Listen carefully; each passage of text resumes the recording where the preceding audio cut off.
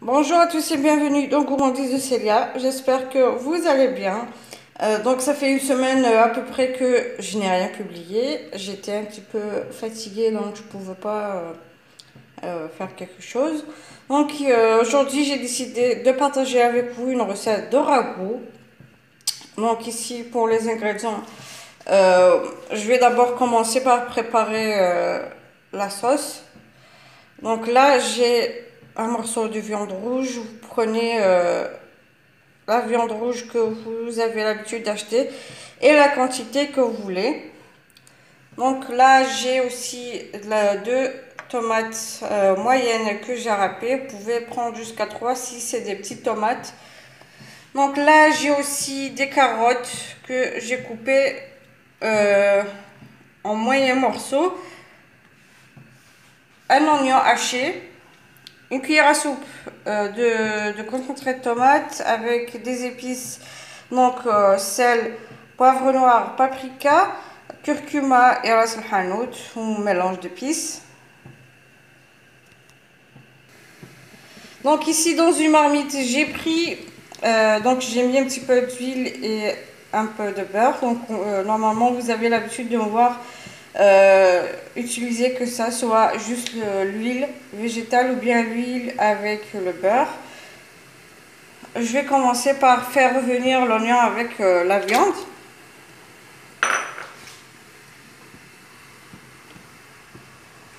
Je vais ajouter la viande.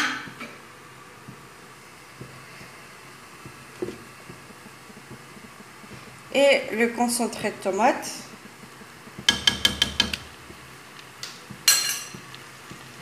Donc, je vais faire revenir l'oignon et la viande. Puis d'ici 5 à 8 minutes, je vais ajouter les carottes, la tomate et les épices. Donc, en même temps, dans une casserole, je fais bouillir de l'eau pour que je puisse mettre l'eau chaude. Quand je finis de faire revenir tout ça. Donc, comme je le dis à chaque fois aussi dans mes sauces rouges, donc la tomate concentrée, je l'ajoute toujours avant, dès le départ, pour enlever l'acidité de la tomate. Donc maintenant j'ai ajouté les carottes, puis je vais pouvoir ajouter aussi les deux tomates râpées. Donc si vous avez l'ail frais, vous ajoutez, donc l'ail frais c'est mieux, c'est très bon pour la santé. Donc je vais ajouter les épices aussi. Donc là pour mes sauces ou des plats de ce genre, je ne peux pas donner les ingrédients ou par exemple les grammes exacts, vu que chacun fait c'est selon le nombre de la famille. Par exemple, vous pouvez faire une toute petite quantité, même l'eau. Par exemple, moi, selon la quantité que je mets par exemple 2 litres, 2 litres et demi d'eau. Ça dépend si j'ai envie d'en faire beaucoup ou pas. Et en plus, ça dépend aussi si c'est la viande rouge ou bien le poulet. Parce que le poulet peut cuire rapidement que la viande. Donc, de préférence, vous ajoutez votre eau selon la quantité et selon la viande. Donc, comme je vous ai dit aussi, c'est selon les goûts. Par exemple, les épices aussi. Je ne peux pas vous donner, par exemple, les grammes exacts, vu chacun comment il aime. Il y en a ceux qui aiment que ça soit épicé et d'autres pas du tout. Et il y en a ceux qui aiment que ça soit bien salé et d'autres pas. Genre, faut pas que ce soit trop salé. Donc du coup, vous faites selon vos préférences. Vous mettez les épices, bon, vous mettez par exemple comme j'ai mis, mais la quantité que vous voulez. Mais il faut pas trop exagérer non plus, sinon, par exemple pour l'eau, faut pas exagérer, sinon vous aurez un plat qui ne sera pas bon.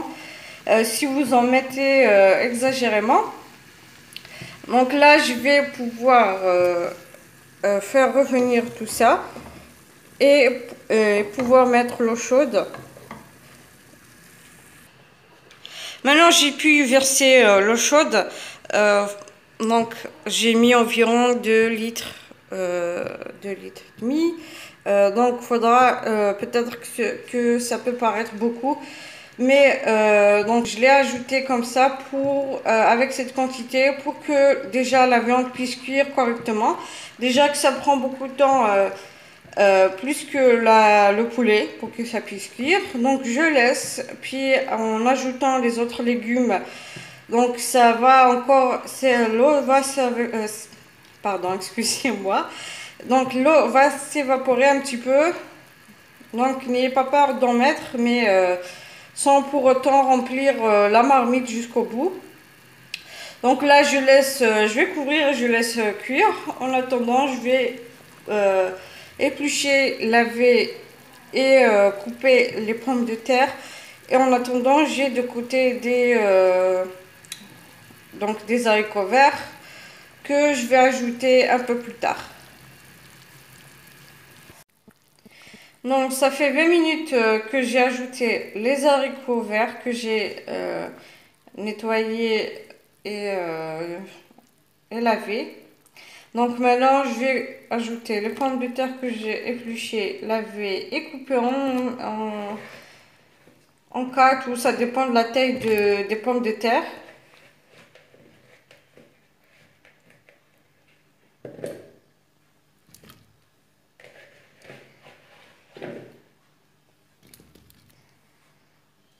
Donc là, je vais couvrir et laisser cuire. Je reviendrai après, dès que ça sera prêt, pour vous montrer sur une assiette de présentation. Bien sûr, les haricots, il faut toujours les mettre au début, avant les pommes de terre, pour que ça puisse cuire. Voilà donc le plat après la cuisson, en espérant que la recette vous plaira. Donc là, c'est une recette assez simple, basique, et qui, bien sûr, il y a les légumes qu'on peut faire cuire, qu'on peut faire manger aux enfants. S'ils n'aiment pas trop quand c'est en salade ou autre, même pour les grands, c'est très bon comme ça. Au moins, il y aura quelque chose de sain dans notre assiette. Donc là, j'espère que vous allez me laisser vos avis sur les commentaires. Surtout, n'oubliez pas de laisser des j'aime et de vous abonner sur la chaîne pour recevoir une notification de prochaines vidéos. Sur ce, je vous dis merci de m'avoir suivi. À la prochaine recette.